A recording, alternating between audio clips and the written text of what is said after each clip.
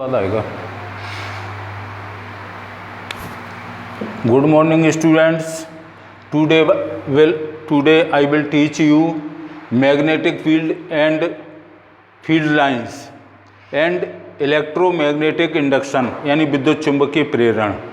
कल मैंने चुंबकीय क्षेत्र की दिशा ज्ञात करने के लिए दो नियम तुम्हें बताए थे। पहला था राइट हैंडेड स्क्रू लॉ और एक केवल था राइट हैंडेड लॉ। अब इसमें दो बातें और हैं, क्योंकि आगे जो हम जनरेटर के बारे में पढ़ेंगे वहाँ ये काम आते हैं, वहाँ ये काम आएंगे।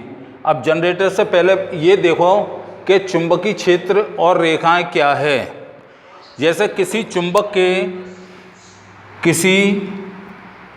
के चारों ओर जो खींची गई काल्पनिक रेखाएं होती हैं, कैसी रेखाएं होती हैं? काल्पनिक। इन रेखाओं के समूह को ही हम चुंबकीय रेखाएं या चुंबकीय बल रेखाएं कहते हैं। और ये ध्यान रखना है, ये हमेशा N से S की ओर चलती हैं। तो ये डायरेक्शन का मैंने इसमें क्या लगा दिया? एरो लगा दिया। अब ये यहाँ करके ये कट जाएंगी, ये आगे नहीं बढ़ रही हैं। यहाँ पर एक कंपास नीडल के बारे में बताया था तुम्हें। कंपास नीडल में जो है दो डायरेक्शन होते हैं, एक N और एक S। ये दो होते हैं कंपास नीडल में। तो हम N सिरे पर हम इस कंपास नीडल को रखते हैं और वो S की ओर दूसरी सुई जो है इंडिकेट करती हुई चली जाती है, इसलिए ये रेखाएं बन जाती हैं। इन रेखाओं के समूह को ही चुंबकीय क्षेत्र कहते हैं, चुंबकीय क्षेत्र कहते हैं। मतलब क्या हुआ? The magnetic field around the magnet imaginary, ये लिखा हुआ है इमेजनरी, यानी ये काल्पनिक रेखाएं होती हैं, दिखाई नहीं देती हैं, केवल इमेज होती है इनकी। ये are drawn around the magnet, यानी मैग्नेट के ये चारों ओर कुछ काल्पनिक रेखाएं खींची गई हैं। एक रेखा नहीं है, ज़्यादा रेखाएं हैं, इसलिए रेखाओं का समूह कह रहे हैं। तो these are called field lines area around the magnet where we can feel the effect of the magnet as magnetic field. अब ये दूसरी बात अलग है। एक तो बल रेखाओं की परिभाषा बताई थी, चुंबकीय बल रेखाएं, यानी किसी चुंबक के चारों ओर जो काल्पनिक रेखाएं खिंची हुई हैं उनके समूह को तो चुंबकीय बल रेखाएं कहते हैं। क्या कहते हैं? चुंबकीय बल रेखाएं कहते हैं। चुंबकीय क्षेत्र क्या होगा? जहां तक चुंबक का प्रवाह होता है, यानी जहां का चुंबकीय प्रवाह होता है उस क्षेत्र को ही हम चुंबकीय क्षेत्र कहते हैं। चुंबक का मेन प्रॉपर्टीज क्या है? मैग्नेटिज्म, यानी किसी लोहे की वस्तु को अपनी ओर आकर्षित करती है। इसका मतलब क्या हुआ? अगर हम यहाँ पर कोई लोहे की वस्तु रखते हैं तो इसकी ओर ये आकर्षित होगी। अगर उसी आयरन थिंग को यहाँ रख दें तो ये आकर्षित नहीं होगी। It is not attracted by the magnet, क्योंकि यहाँ पर रेखाएं नहीं आ रही हैं। तो इसका मतलब है जो चुंबकीय क्षेत्र है वो जो लाइन दिखाई गई हैं वहाँ तक ही है। अब अगर इसका हम इलेक्ट्रोमैग्नेटिक फील्ड, अच्छा इसको फिर देख लो।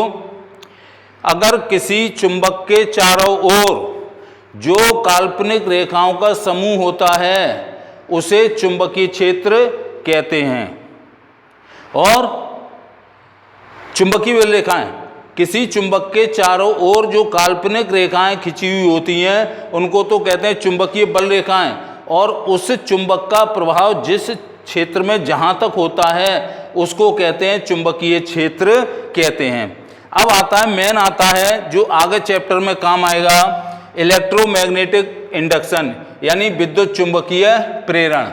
अब इसके लिए पहले एक छोटा सा एक्सपेरिमेंट देखो और उसको इस बात से सेट करो। ये हमने कॉइल ले ली, कॉइल में हमने क्या कनेक्ट कर दिया? गैल्वेनोमीटर। यानी इसे कहते हैं विक्षेप मापी।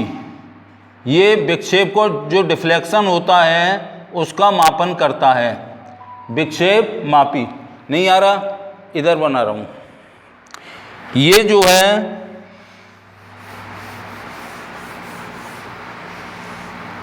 ये हमने इसके लिए क्या पढ़ा रहे हैं, पहले इलेक्ट्रोमैग्नेटिक इंडक्शन यानी विद्युत चुंबकीय प्रेरण। तो इसको ये डेफिनेशन लिखी हुई है विद्युत चुंबकीय प्रेरण की। ईएमएफ का मतलब हुआ इलेक्ट्रिक मैग्नेटिक फोर्स। देखो इसके प्रयोग को करने के लिए, किसके, विद्युत चुंबकीय प्रेरण या इलेक्ट्रोमैग्नेटिक इंडक्शन के एक्सपेरिमेंट को करने के लिए हम एक कॉइल लेते हैं। कॉइल का मतलब होता है सुचालक तार की कुंडली। ये लिखा हुआ है, a coil is connected to a galvanometer, यानी एक कॉइल को हम किससे कनेक्ट कर देते हैं, गैल्वेनोमीटर से कनेक्ट कर देते हैं। ये कुंडली का नाम डाल दिया है। A coil is connected to a galvanometer, galvanometer which equipments measure the deflection of the needle, यानी उसमें जो सुई होती है वो उसमें वाइब्रेशन होता है यानी डिफ्लेक्शन होता है, उसका मेजर करने वाले ऑपरेटर्स को हम गैल्वेनोमीटर कहते हैं। एंड ए बार मैग्नेट, ये बार मैग्नेट का मतलब छड़ चुंबक। ये हमने ये एक सिरा एन होगा और एक सिरा क्या होगा, एस होगा। अब जब ये लिखा हुआ है a coil is connected to a galvanometer and a bar magnet is brought near the coil, अगर इस चुंबक को इसके पास लाया जाता है तो हम क्या देखते हैं कि गैल्वेनोमीटर गिव्स ए डिफ्लेक्शन। इसमें जो सुई लगी होती है वो विचलित हो जाती है। That is current flows through the coil. इसका मतलब हुआ, अब ये और स्टेट वाले नियम पे रहो, जब किसी कॉइल के पास में कॉइल में विद्युत धारा प्रवाहित करते हैं तो उसके चारों ओर चुंबकीय क्षेत्र उत्पन्न हो जाता है। तो ये फैराडे का नियम भी कहलाता है, लॉ ऑफ फैराडे, क्योंकि जनरेटर जो है इसी सिद्धांत पर, इसी प्रिंसिपल काम करेंगे, फैराडे का नियम। देखो और स्टेट ने क्या सोची थी कि कुंडली में क्या प्रवाहित की, विद्युत धारा प्रवाहित की, तो इसके चारों ओर कौन सा क्षेत्र उत्पन्न हो गया, चुंबकीय क्षेत्र उत्पन्न हो गया। तो ये ऑरस्टेड ने कही थी, अगर किसी सुचालक तार में विद्युत धारा प्रवाहित करें तो उसके चारों चुंबकीय क्षेत्र उत्पन्न हो जाता है। तो इन्होंने, फैराडे ने इसका उल्टा समझाया, किसी कुंडली के चारों ओर चुंबकीय क्षेत्र लेकर के आए तो उसमें विद्युत धारा उत्पन्न हो जाती है, यानी एक दूसरे के अपोजिट हैं। तो वो मतलब फैराडे ने समझाया था। तो इसका मतलब ये हुआ कि अगर किसी चुंबक को, छड़ चुंबक को किसी कुंडली के पास लेकर के आए तो गैल्वेनोमीटर का में विक्षेप उत्पन्न हो जाता है। और विक्षेप जो उत्पन्न होता है उसमें क्या होता है, क्योंकि मैग्नेट को लेकर के आए हैं तो मैग्नेटिक फील्ड क्रिएट होगा अराउंड द कॉइल। अब ये लिखा हुआ है ना, the value of the current depend upon the relative speed. ये रिलेटिव स्पीड का मतलब क्या हुआ, चुंबक को हम एन पोल को कुंडली के पास लेकर के आए, या इसको अगर हम स्टेबल कर दें, किसको, मैग्नेट को, कुंडली को लेकर के आए, या दोनों को ही एक दूसरे के ऊपर लाएं, तो ये कहलाती है relative speed of the magnet and coil, यानी कुंडली और चुंबक के बीच सापेक्ष गति के कारण। तो उसका सापेक्ष गति के कारण क्या होता है, production of electric effect in the coil और electrical conductor because the relative motion of a coil and magnet is called electromagnetic induction. ये परिभाषा लिखी हुई है, ये डेफिनेशन लिखी हुई है, कहाँ से, यहाँ से है। वैसे तो जब तक एक्सपेरिमेंट नहीं करेंगे तब तक हम परिभाषा को यानी डेफिनेशन को प्रोड्यूस नहीं करते हैं। तो इसके प्रयोग को फिर समझो। हम एक कॉइल को कनेक्ट कर लेते हैं गैल्वेनोमीटर के साथ। एक बार मैग्नेट यानी छड़ चुंबक लेते हैं, दोनों को जब स्थिर रखते हैं यानी कॉइल अपनी जगह पर रखी हुई है और मैग्नेट अपनी जगह पर रखा हुआ है, तो उसमें यहाँ पर कोई भी डिफ्लेक्शन नहीं होगा। क्यों? क्योंकि दोनों स्थिर हैं। इनके बीच में ये रिलेटिव स्पीड जरूर होना चाहिए। किसके बीच में? कॉइल एंड बार मैग्नेट के बीच में। जब दोनों के बीच में गति होगी, मोशन होगा, तभी उसमें गैल्वेनोमीटर की सुई में विक्षेपण यानी डिफ्लेक्शन देखने को मिलेगा।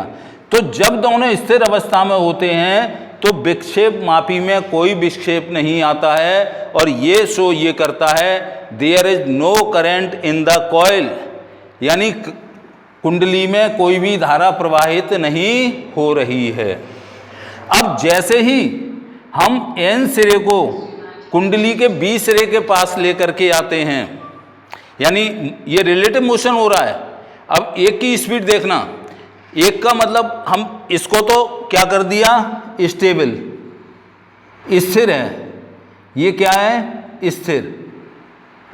और इसमें क्या देखने को मिल रहा है? मोशन। ये एरो बता रहा है कि एन सिरे को यानी N end of the bar magnet is brought to the B end of the coil, यानी चुंबक के एन सिरे को कुंडली के बी सिरे के पास लेकर के आते हैं। तो वैसे ही विक्षेप मापी में विक्षेप दिखाई देता है।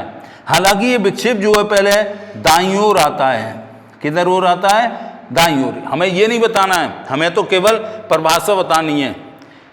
अब यह भी समझ लो दाईं ओर क्यों आता है, क्योंकि एन सिरे को कुंडली के बी सिरे के पास लेकर के आते हैं।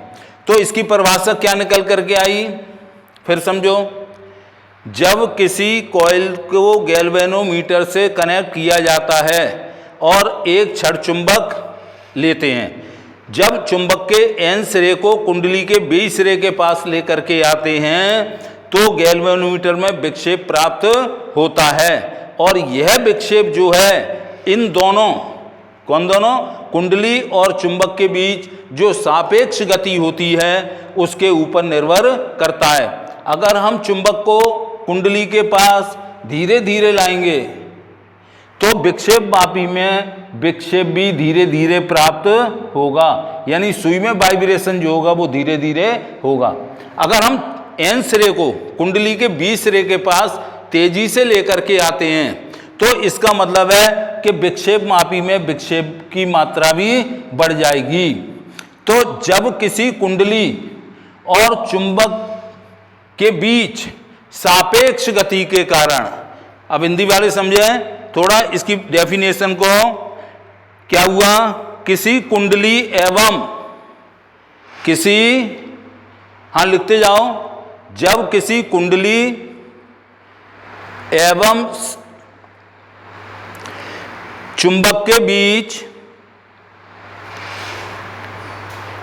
बीच सापेक्ष गति के कारण, सापेक्ष गति का मतलब समझा दिया, चाहे कुंडली को चुंबक के पास लाओ, चाहे चुंबक को कुंडली के पास लाओ, चाहे दोनों को एक दूसरे के पास ले जाओ, ये जो रिलेटिव मोशन है यही सापेक्ष गति है। फिर सुन लो, जब कुंडली एवं चुंबक के बीच सापेक्ष गति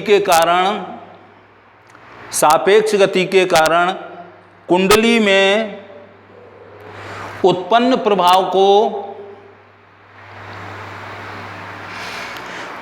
प्रभाव को विद्युत चुंबकीय प्रेरण कहते हैं। ये क्या बताया था मैंने?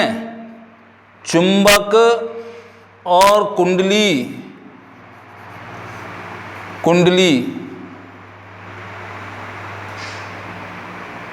इन दोनों के बीच में क्या होती है? सापेक्ष गति, जिसके कारण धारा उत्पन्न होती है, उसी को हम विद्युत चुंबकीय प्रेरण कहते हैं। क्या कहते हैं? विद्युत चुंबकीय प्रेरण कहते हैं। अब ये ध्यान रखना है यहाँ पर, जब कुंडली और चुंबक के बीच सापेक्ष गति होती है तो सापेक्ष गति के कारण विद्युत प्रभाव उत्पन्न होता है और उस उत्पन्न विद्युत प्रभाव को विद्युत चुंबकीय प्रेरण कहते हैं। एक मैंने लिखा है, अगर इसका कोई एक्सप्लेनेशन का मतलब व्याख्या, अगर तुमसे व्याख्या करवाए तो मतलब ये बताना, लिख लो, जब चुंबक एवं कुंडली के बीच, जब चुंबक एवं कुंडली के बीच सापेक्ष गति होती है,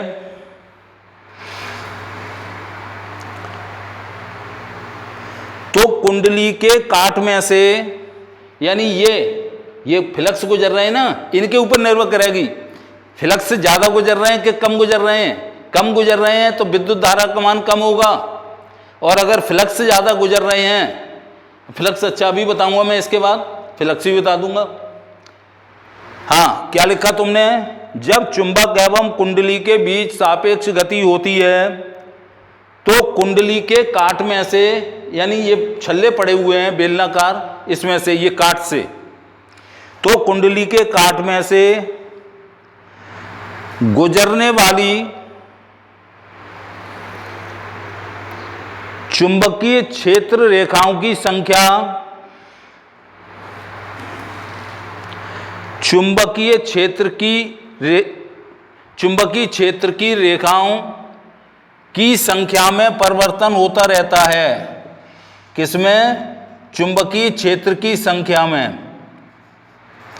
चुंबकीय क्षेत्र की संख्या में परिवर्तन होता रहता है, परिवर्तन होता है। इसका मतलब है इसमें चुंबकीय क्षेत्र की रेखाओं में परिवर्तन हो रहा है, तो चुंबकीय फ्लक्स के मान में भी परिवर्तन होगा। लिख लो, चुंबकीय फ्लक्स के मान में भी परिवर्तन होता रहता है।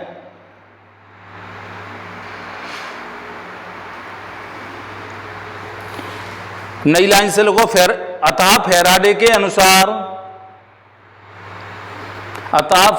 के अनुसार किसी कुंडली के संबंध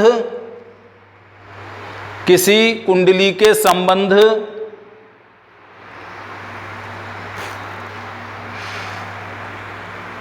कुंडली से संबंधित चुंबकीय फ्लक्स के मान में परिवर्तन होता है। चुंबकीय फ्लक्स के मान में परिवर्तन होता है।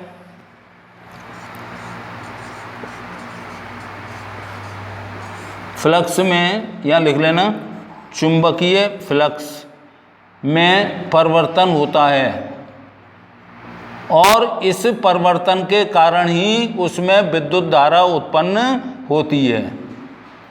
ये क्या हो गया? विद्युत धारा उत्पन्न होती है।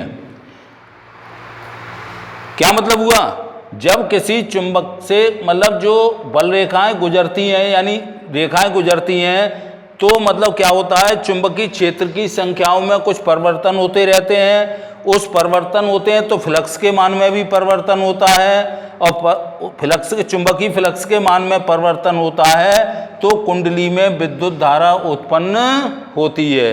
ये किसके अनुसार है? फैराडे के अनुसार। माइकल फैराडे थे, फैराडे के अनुसार। अच्छा, हाँ लिख लो, इंग्लिश मीडियम वाले भी लिखो।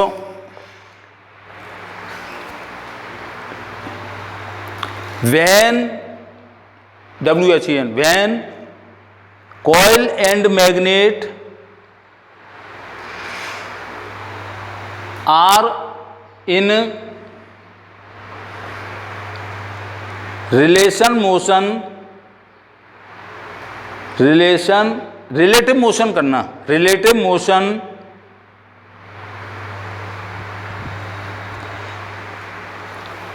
there the field lines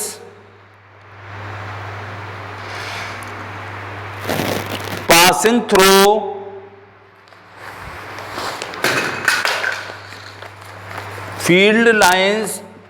through the cross section of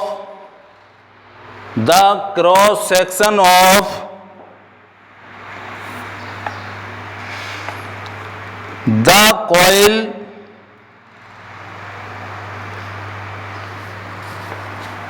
coil change continuously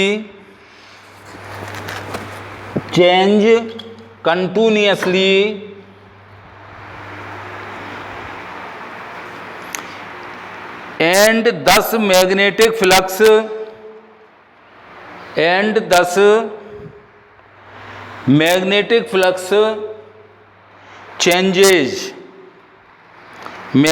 flux changes. अब मेन चीज लिख लेना एक्सप्लेनेशन में। अब ये लिखाऊंगा, ये तो नई लाइन से लिखना। किस में लिखोगे? एक्सप्लेनेशन में। एक लिखना अकॉर्डिंग टू फेराडे।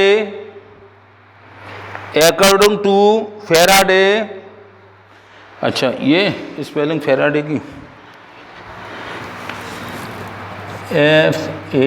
FARADAY, क्या लिखा? According to Faraday, when magnetic flux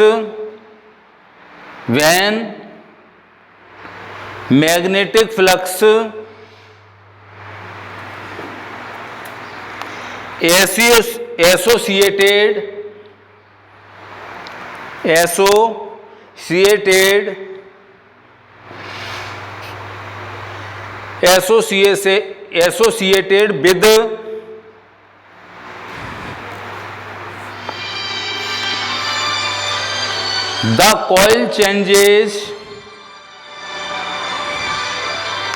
the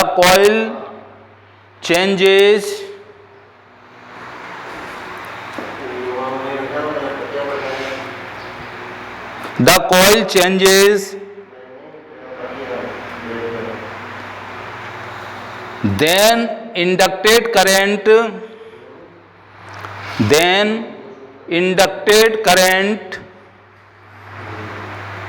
is produce करना, यानी इलेक्ट्रिक करंट प्रोड्यूस हो जाता है। अब एक मैं बताना चाह रहा हूं, तुमने पूछा था मैग्नेटिक फ्लक्स।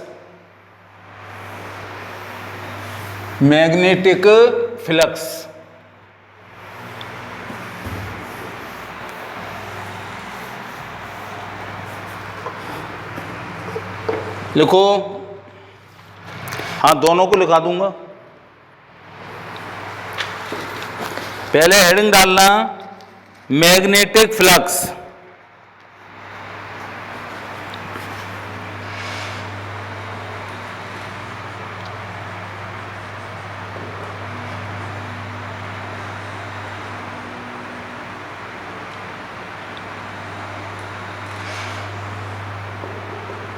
यानी चुंबकीय फ्लक्स।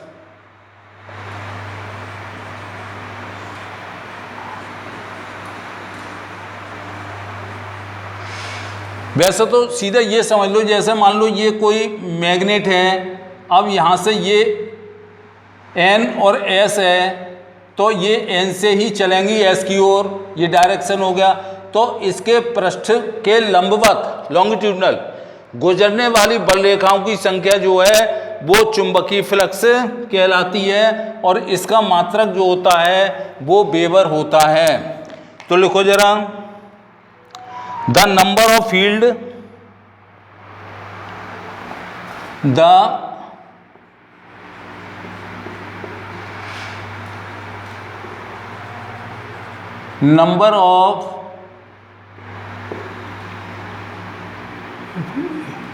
फील्ड लाइंस, यानी चुंबकीय बल रेखाओं की संख्या, number of field lines passing through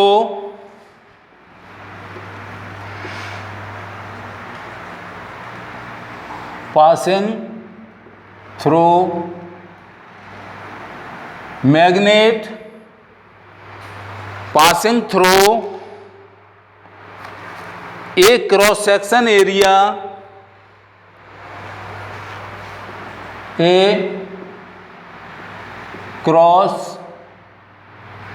section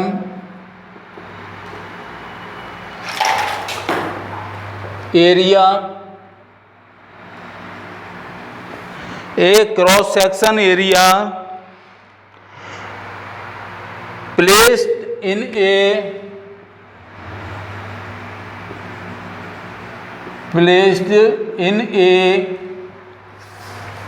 magnetic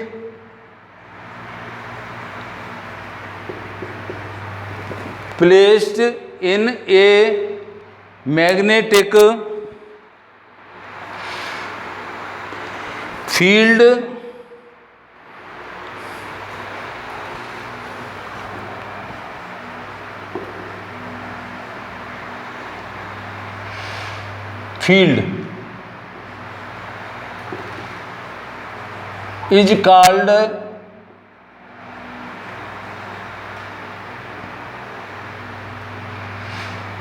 is called magnetic flux या is called magnetic flux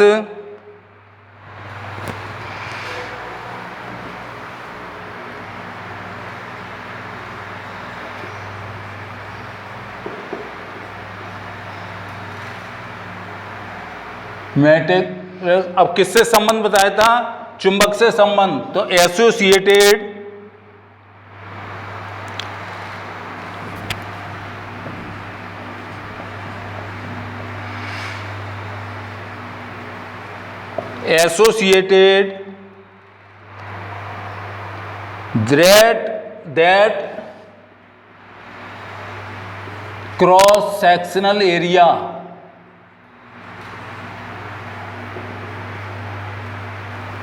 that cross sectional area ये लिख लो, the number of field lines passing through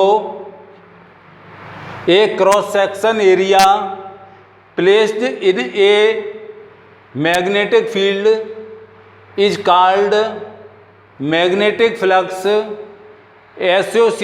associated the cross sectional area. Sectional कर लेना या TIONAL, cross sectional area. यानी मैं हिंदी वालों को भी लिख रहा हूं, किसी चुंबकीय क्षेत्र में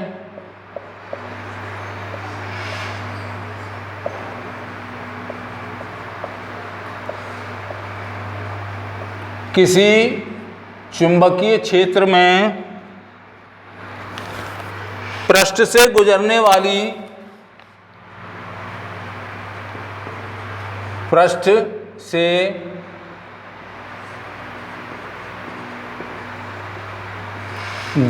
वाली किसी पृष्ठ से गुजरने वाली चुंबकीय बल रेखाओं की संख्या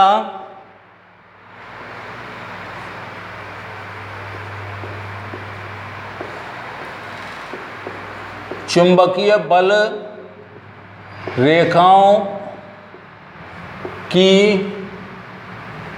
संख्या चुंबकीय बल रेखाओं की संख्या को उस पृष्ठ से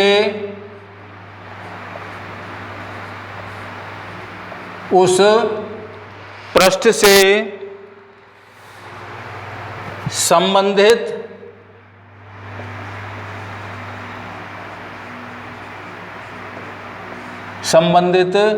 चुंबकीय फ्लक्स कहते हैं।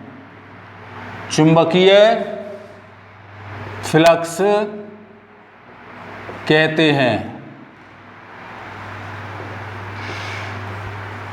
ये एसोसिएटेड शब्द लिखाए थे ना, ये वाला, ये संबंध, ये संबंधित यानी गुजरने वाली, ये इससे समझो ये हमारी चुंबक है, कोई बार मैग्नेट है, ये एन पोल है और ये एस पोल है।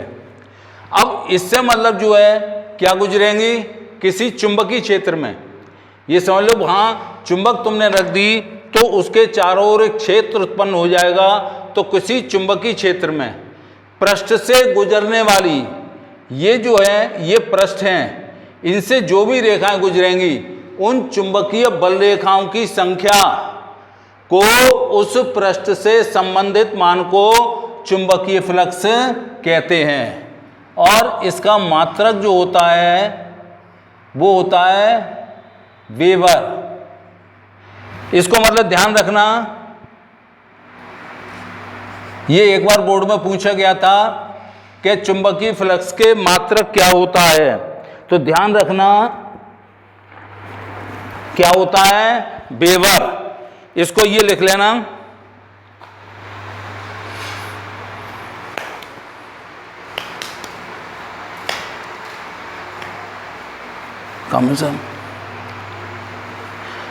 हाँ, तो ये चुंबक के पृष्ठ से जो बल रेखाएं गुजरती हैं उनकी संख्या को ये उस पृष्ठ से संबंधित चुंबकीय फ्लक्स कहते हैं। और ये चुंबकीय फ्लक्स का मात्रक ध्यान रखना, इसका मात्रक जो होता है वो वेबर होता है।